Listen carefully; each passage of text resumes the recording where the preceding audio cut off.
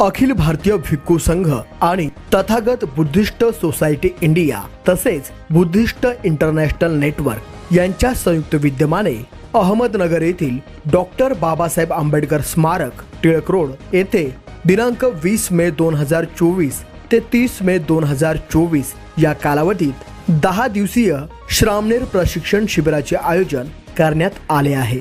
अहमदनगर जिल्हास्तरीय पहिली भूमिपुत्र धम्म परिषद 30 मे 2024 रोजी नंदनवन लॉन टिळक रोड अहमदनगर या ठिकाणी होत असल्याचे संजय कांबळे यांनी यावेळी सांगितले।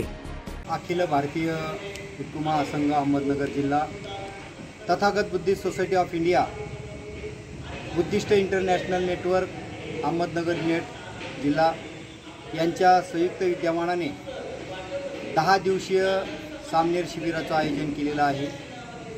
20 मे ते 30 मे या कालावधीमध्ये सामनेर शिबिराचं नियोजन केलेलं आहे। तसेच 23 मे वैशाखी पौर्णिमा बुद्ध जयंती या 23 मेला सायंकाळी 6 वाजता डॉक्टर बाबासाहेब आंबेडकर यांच्या पुतळ्यापासून ते मिरवणूक मार्ग सिद्धिबाग या ठिकाणी बुद्ध जयंती शांती रॅलीचं नियोजन करण्यात आलेलं आहे।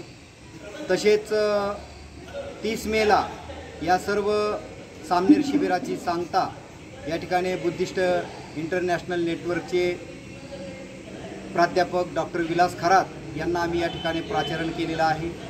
तसेच सर्व भिक्खू संघातील मोठमोठे धर्मगुरू थेरो महाथेरो यांनासुद्धा आम्ही आमंत्रित केलेलं आहे। तर 30 मेला नंदनवन लॉन या ठिकाणी ही धम्म परिषद दुपारी 1 वाजताच्या सत्रापासून तर सायंकाळी 6 वाजेच्या सत्रापर्यंत ही धम्म परिषद चालणार आहे।